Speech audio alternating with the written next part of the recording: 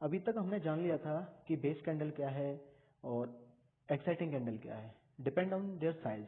अगर body percent 50% से ज़्यादा है टोटल मूव ऑफ कैंडल तो वो एक्साइटिंग कैंडल, अगर 50% से बॉडी कम है तो वो बेस कैंडल। एक्साइटिंग में भी हमने normal exciting and explosive exciting. अगर नॉर्मल मूव है कैंडल में तो नॉर्मल एक्साइटिंग, अगर ज़्यादा अच्छा तगड़ा मूव है तो एक्सप्लोसिव एक्साइटिंग। अभी हम ये सब चीज़ जान चुके थे, तो अभी हम जानेंगे कि डिमांड जोन और सप्लाई जोन इनके बेसिस पे कैसे फॉर्म होता है। तो फर्स्ट ऑफ ऑल हम देखेंगे कि डिमांड जोन कैसे फॉर्म होता है, then we come back to the supply zone. उसके बाद हम कंपैरिजन भी करेंगे कि कौन सा मूव ज़्यादा अच्छा है, कहाँ पे हमें ज़्यादा प्रोबेबिलिटी है, कहाँ पे हमें ऑर्डर लगाना चाहिए, कहाँ पे हमें सेल करना चाहिए। तो ये सारी चीज़ें हम देखेंगे, तो बने रहिए। देखते हैं कि डिमांड जोन कैसे फॉर्म होता है। डिमांड जोन में क्या है, एक ग्रीन कैंडल बहुत एक्साइटिंग बनती है, एक्साइटिंग ग्रीन कैंडल बनती है। तो एक्साइटिंग ग्रीन कैंडल का हमने पीछे देख लिया कि कैसे बनती है, कि अगर बाइंग ऑर्डर्स ज़्यादा आ जाते हैं और वहाँ पे सेलर्स कम रहते हैं तो प्राइस हाइक करने लगता है, उसकी वजह से एक्साइटिंग ग्रीन कैंडल बन जाती है। तो अभी हम यहाँ पे देखते हैं कि जो आप बेस कैंडल देख पा रहे होंगे, तो बेस कैंडल में क्या है कि बायर्स और सेलर्स की फाइट चलती है। उसके बाद जो रिजल्ट निकलता है उसमें एक एक्साइटिंग कैंडल फॉर्म होती है, वो या तो ग्रीन हो या रेड हो। अगर ग्रीन है तो वहाँ पे बाइंग ऑर्डर ज़्यादा है, अगर रेड है तो वहाँ पे सेलिंग ऑर्डर ज़्यादा है। तो अभी ये सिंगल, अभी मैं यहाँ पे एक्सप्लेन कर रहा हूँ सिंगल बेस कैंडल और एक यहाँ पे एक्साइटिंग कैंडल। यहाँ पे नंबर ऑफ बेस कैंडल कितनी भी हो सकती हैं और एक्साइटिंग कैंडल भी एक भी हो सकती है और मल्टीपल भी हो सकती हैं, और ये इनका मूव पे डिसाइड करता है कि कितना अच्छा डिमांड जोन है। अभी हम यहाँ पे देखते हैं कि हमारे जो बाइंग ऑर्डर्स हैं, बाइंग ऑर्डर्स कितने आ गए। बाइंग ऑर्डर्स हमारे 1 लाख लगाते हैं हम, और यहाँ पे जो हमारे सेलिंग ऑर्डर्स हैं, सेलर्स कितने हैं, सेलर्स हमारे मान लो 70,000 हैं। तो यहाँ पे पेंडिंग ऑर्डर्स कितने हो गए, पेंडिंग ऑर्डर्स हो गए हमारे 30,000। अभी यहाँ से प्राइस 30,000 ऑर्डर हमारे बचे हुए हैं, क्योंकि 1 लाख हमारे बाइंग ऑर्डर्स हैं, सेलर हमारे ऑलरेडी 70,000 है। तो जितना भी हमारा, जितनी पर्टिकुलर पीरियड में, पर्टिकुलर रेंज में हमारा प्राइस लगा है, तो वहाँ पे वो तो एग्जीक्यूट हो गया, लेकिन 30,000 जो हमारे पेंडिंग ऑर्डर्स हैं उसकी वजह से हमारा प्राइस अप कर गया। अभी कभी भी अगर प्राइस ऊपर से नीचे की साइड में आएगा, इस जोन में यहाँ पे आएगा, तो पहले क्या होगा कि जो हमारे ऑलरेडी 30,000 पेंडिंग ऑर्डर्स हैं पहले वो एग्जीक्यूट होंगे। उसके बाद जो भी अगर ऑर्डर्स वहां पे लगे हुए हैं तो वो एग्जीक्यूट होंगे, उसकी वजह से प्राइस फिर से बढ़ सकता है। लेकिन अब ये डिसाइड करेगा कि ऊपर से सेलिंग प्रेशर कितना आ रहा है। अगर सेलिंग प्रेशर 30,000 ऑर्डर से कम का है तो प्राइस हमारा बढ़ जाएगा। अगर हमारा जो सेलिंग प्रेशर है वो 30,000 से ज्यादा है तो ये हमारा क्या है, डिमांड जोन को ब्रीच कर जाएगा। ठीक है, तो उसको हम बोलते हैं वहां पे स्टॉप लॉस हमारा हिट हो गया। तो अब हम यहाँ पे देखते हैं कि देखा कि 1 लाख हमारे बाइंग ऑर्डर से, सेलर्स हमारे 70,000 थे, पेंडिंग ऑर्डर्स हमारे 30,000 बचे। अभी हम नेक्स्ट कैंडल में देखते हैं कि हमारी, ये आपको मूव काफी अच्छी दिख रही होगी यहाँ पे, सेम बेस कैंडल एंड एक explosive as compare to first one, ये ज्यादा एक्सप्लोसिव ग्रीन कैंडल है। तो यहाँ पे हम लगाते हैं कि हमारे जो बाइंग ऑर्डर्स हैं, बाइंग ऑर्डर्स हमारे 2 लाख हो गए, सेलर्स हमारे वही 70,000 ही लगाते हैं। तो अब यहाँ पे हमारा पेंडिंग ऑर्डर्स कितना बचा, पेंडिंग ऑर्डर्स बचा हमारा 1,30,000। तो ये तो मोर देन हो रहा है कि जितना एग्जीक्यूट हमारा हुआ है, 70,000 जो हमारे सेलिंग ऑर्डर एग्जीक्यूट हुए हैं, ये उससे दुगना है जो हमारे पेंडिंग ऑर्डर्स हैं। अब आप सोच रहे होंगे कि इतना ऑर्डर्स कोई रिटेलर्स तो लगाते नहीं है, तो ये क्या होते हैं, इंस्टीट्यूशंस होते हैं। ये चाहे कोई भी म्यूचुअल फंड कंपनी है या कोई ट्रेडिंग कंपनी है या कोई एक बड़ा जो कंपनी होती है जो कॉल देती है, तो उस टाइम पे किसी ने कॉल दे दिया और बहुत सारे रिटेलर्स ने एक साथ पैसा लगा दिया, तो एक साथ इतने ऑर्डर्स तभी लग पाते हैं। तो अब जैसे इंस्टीट्यूशंस होते हैं वो कभी भी प्राइस को फॉलो नहीं करते, वो एक पर्टिकुलर बैंड में, जैसे अगर कोई भी शेयर का प्राइस है 121, तो 121 टू 125 के बीच का वो ऑर्डर प्लेस करेंगे। तो उसकी वजह से क्या है कि उनके जितने भी ऑर्डर हैं जो एग्जीक्यूट हो पा रहे हैं उस टाइम पे, तो वो एग्जीक्यूट हो जाएंगे। नहीं तो जितने भी ऑर्डर्स उनके पेंडिंग रहेंगे वो उनको पेंडिंग ऑर्डर्स वहीं पे छोड़ देंगे, वो वहां से अपने ऑर्डर्स को कैंसिल नहीं करते हैं, क्योंकि उन्हें पता है अगर फ्यूचर में प्राइस वहां पे आएगा तो वहां से फिर वो अगेन उनके ऑर्डर्स एग्जीक्यूट हो जाएंगे। तो ऐसे ही यहाँ पे किसी ने 2 लाख का ऑर्डर लगा दिया, 2 लाख शेयर्स का ऑर्डर लगा दिया, यहाँ पे 70,000 उसके एग्जीक्यूट हो गए, 1,30,000 उसके पेंडिंग से, जिसकी वजह से प्राइस बहुत हाइक कर गई। अगर प्राइस कभी फ्यूचर में यहाँ से डाउन आती है तो क्या है कि सबसे पहले तो 1,30,000 जो ऑर्डर्स ऑलरेडी यहाँ पे पेंडिंग है वो एग्जीक्यूट होंगे, और सेलिंग प्रेशर अगर 1,30,000 ऑर्डर से कम आता है तो यहाँ से प्राइस हाइक हो जाएगी और यहाँ से प्राइस दोबारा से चल जाएगी। तो ये क्या हो जाएगा, एक डिमांड जोन हो जाएगा जिसे सपोर्ट बोलते हैं। और अगर प्राइस यहाँ से भी अगर माने कि 2 लाख से ऊपर के सेलिंग ऑर्डर्स ही आ गए तो ये प्राइस इसे ब्रीच कर जाएगी। लेकिन ऐसा बहुत रेयर केस में होता है, अगर अच्छी मूव है वहां से होता सब कुछ है। मैं आपको लाइव एग्जांपल में लाइव मार्केट में दिखाऊंगा अभी। तो ये as compare to first one क्या है, ये फर्स्ट और ये सेकंड, तो ये वाला ज्यादा इसकी प्रोबेबिलिटी है डिमांड जोन चलने की, फर्स्ट वाले की कम है। तो ऐसे ही अगर यहाँ पे हमारा एक और कैंडल बन जाती है, अगर हमारी यहाँ पे एक और back to back green candle एक और फॉर्म हो जाती है यहाँ पे तो ये क्या बन गया, डिमांड जोन और अच्छा बन गया। अगर यहाँ पे और अच्छा मूव है तो यहाँ पे और अच्छा डिमांड जोन बन गया। तो हमें क्या करना होता है, जब हम अपना टारगेट सेट करते हैं, अपना कोई भी डिमांड जोन अगर हमें पैसा लगाना होता है, शेयर खरीदना होते हैं, तो हमको हमेशा एक अच्छे डिमांड जोन की खोज रहती है। और अच्छा डिमांड जोन बहुत सारी चीज पे निर्भर करता है। तो अभी इनिशियल हमारी स्टार्टिंग है, तो फर्स्ट ऑफ ऑल हम यही देखेंगे कि हमारा जो कैंडल का एक्सप्लोसिव मूव हो, तो हमारा जोन वहां पे फॉर्म हो। तो ये हो गया डिमांड जोन का। अभी हम देखते हैं सेम इन सप्लाई जोन।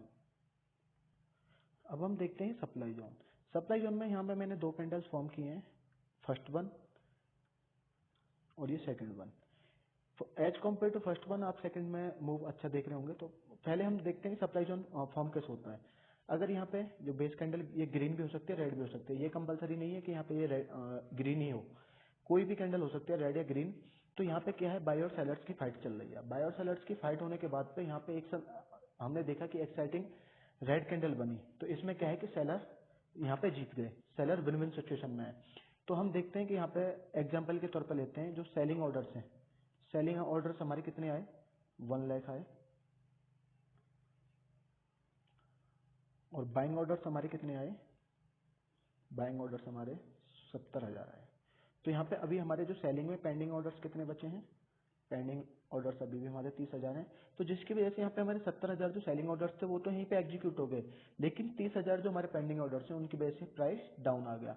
अभी फ्यूचर में कभी भी प्राइस जाके इसको यहाँ पे छूता है, अगर उसका जो डिमांड जोन जो मतलब बाइंग ऑर्डर्स हैं अगर वो 30,000 से कम हो तो प्राइस क्या होगा, यहाँ तक जाएगा और इसे टच करके यहाँ से वापस आ जाएगा।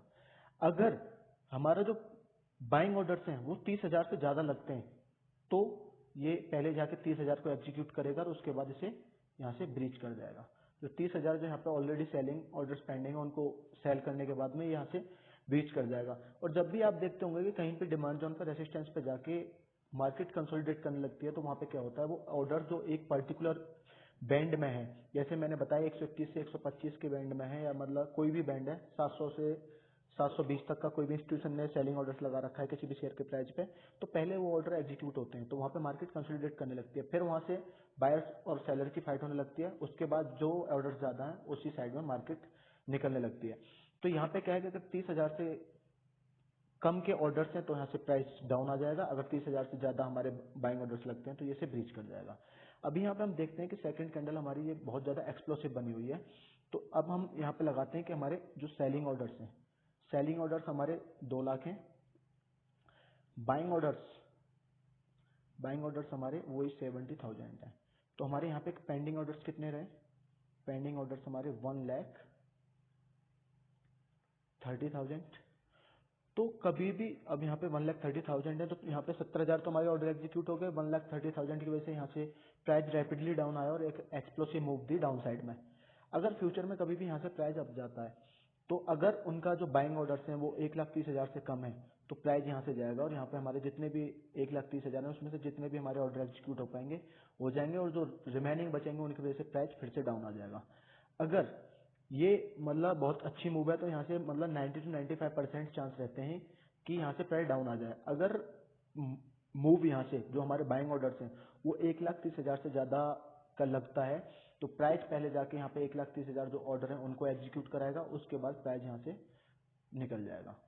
तो ऐसे करके डिमांड जोन और सप्लाई जोन फॉर्म होते हैं। तो ये आप ऑप्शन ट्रेडिंग में भी, नॉर्मल ट्रेडिंग में भी ये बहुत अच्छी मतलब बेसिक नॉलेज है और ये आपको होनी चाहिए अगर कोई भी आप ऑर्डर एग्जीक्यूट कर रहे हैं। तो अभी हम सेम टाइप से डिमांड जोन और सप्लाई जोन के डिफरेंट डायग्राम्स बना के उनके एक्सप्लोसिव मूव, नॉर्मल मूव दिखा के अब मैं कंपेयर करना चाहूंगा कि कौन सा अच्छा डिमांड जोन है। उसके बाद मैं आपको कुछ होमवर्क भी दूंगा तो आप कमेंट करके बताइएगा। तो अभी हम चलते हैं कंपैरिजन की तरफ। वीडियो थोड़ा लंबा हो रहा है, लेकिन आप थोड़ा सब्र बांध के देखें। तो अभी हम यहाँ पे देखते हैं कि डिमांड जोन में आपने यहाँ पे 3 टाइप के मूव देख रहे होंगे, एक ए, बी, सी एंड डी। ए में क्या है, एक नॉर्मल एक्साइटिंग कैंडल है, ग्रीन कैंडल। बी में क्या है, एक एक्सप्लोसिव ग्रीन एक्साइटिंग कैंडल है। सी में क्या है कि दोनों एक्सप्लोसिव ग्रीन एक्साइटिंग कैंडल है और बैक टू बैक मूव दे रही है अप साइड में। तो प्रोबेबिलिटी क्या है कि अगर यहाँ पे नॉर्मल सेलिंग प्रेशर आता है तो यहाँ पे टच होगा और चला जाएगा। अगर हाईली प्रेशर आता है तो जितना भी यहाँ पे पेंडिंग ऑर्डर्स हैं उससे ज्यादा अगर आता है तो इसे ब्रीच भी कर सकता है। यहाँ पे लेस प्रोबेबिलिटी है क्योंकि यहाँ पे ऑलरेडी पेंडिंग ऑर्डर ज्यादा होंगे, क्योंकि जब भी यहाँ पे इसने ग्रीन एक्सप्लोसिव मूव दिया ग्रीन कैंडल ने, तो यहाँ पे आएगा, प्राइस इसे टच करेगा और निकल जाएगा। जरूरी नहीं है कि ये इसी को टच करे, इसके यहाँ ये बेस कैंडल तक भी प्राइस जा सकता है। वो डिपेंड करता है कि वहाँ पे बैंड कितना है, कितने से कितने के बीच में पेंडिंग ऑर्डर ज्यादा है। उसके बाद सी में आप देख रहे हैं तो यहाँ पे ये काफी अच्छा मूव है और यहाँ पे प्राइस आएगा। क्या पता कि यहाँ से ऊपर से इसके विक को, अपर विक को टच करके दौड़ जाए, या हल्का सा डाउन जाए और इसके बॉडी के टच करे तो दौड़ जाए, या फिर नीचे तक जाए, क्योंकि अगर सेलिंग प्रेशर ज्यादा आ जाता है तो। क्योंकि ऐसी जो कैंडल्स होते हैं ना, ऐसे जो मूव होते हैं, अगर ज्यादा सेलिंग प्रेशर आता है ना तो उसको, ऐसे मूव को ये कैंडल्स कवर करती हैं। अगर ज्यादा ऊपर से सेलिंग प्रेशर या मार्केट में ज्यादा ब्रेकडाउन आ रखा है तो ऐसे जहां पे मूव होते हैं ना, अगर बिगर टाइम फ्रेम पे हैं, अभी टाइम फ्रेम की तो हम बात ही नहीं कर रहे, लेकिन अगर ये बिगर टाइम फ्रेम पे अगर ऐसे मूव्स हैं तो ये बेसिकली उनको रेसिस्ट करते हैं प्राइस को नीचे डाउन जाने से, और अब प्राइस को वहीं पर रोक लेते हैं और मार्केट फिर वहीं से अप करने लगती है।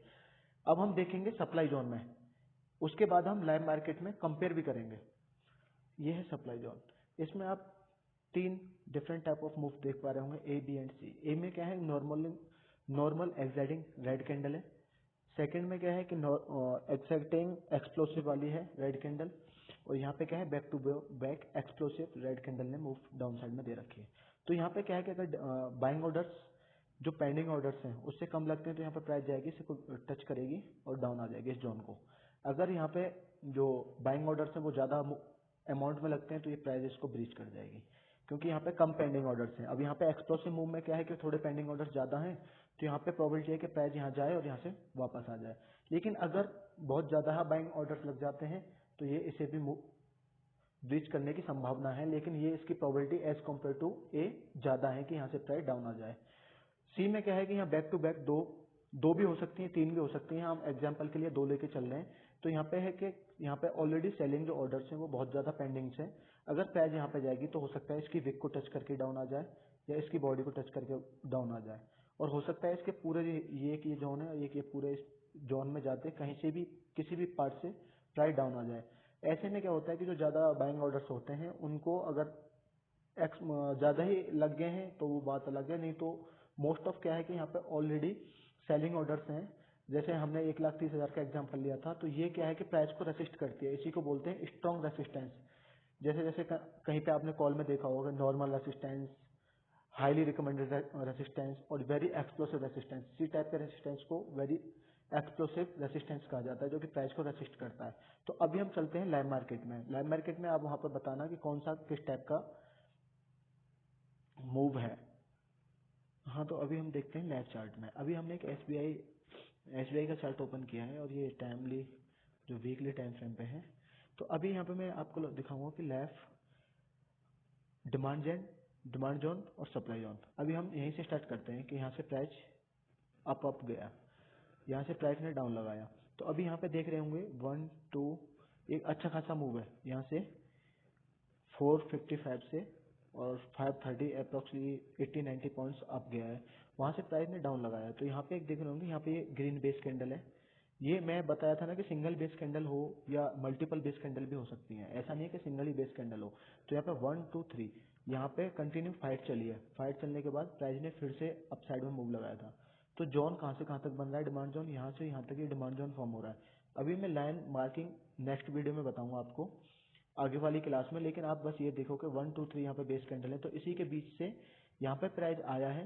प्राइस ने एक बार आया है, यहाँ से टच किया है, फिर से अप गया है, फिर से यहाँ से डाउन आया है, डाउन आने के बाद फिर से यहाँ पे प्राइस ने, क्योंकि यहाँ पे पेंडिंग ऑर्डर फिर भी रह गए, एक बार टच होने के बाद कुछ ऑर्डर एग्जीक्यूट हुए, प्राइस फिर अप चला गया।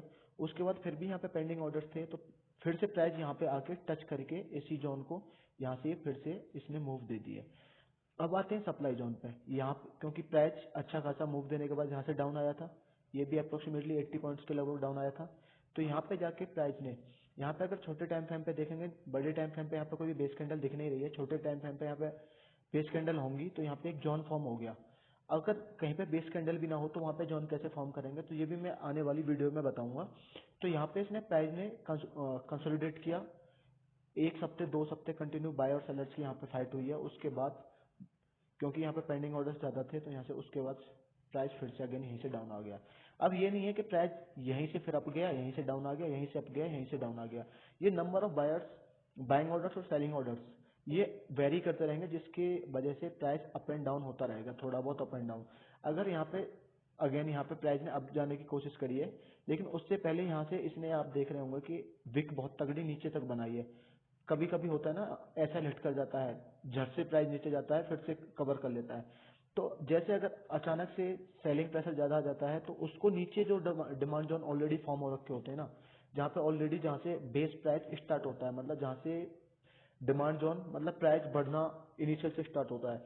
क्योंकि एक ही जब प्राइस का मूवमेंट होने लगता है ना, तो उसमें बीच में कई डिमांड जोन छोटे छोटे बड़े बड़े फॉर्म होने लगते हैं, लेकिन एक्चुअल जहाँ से प्राइस मूव करता है ना, तो प्राइस फिर वहाँ पे आके होल्ड हो जाता है।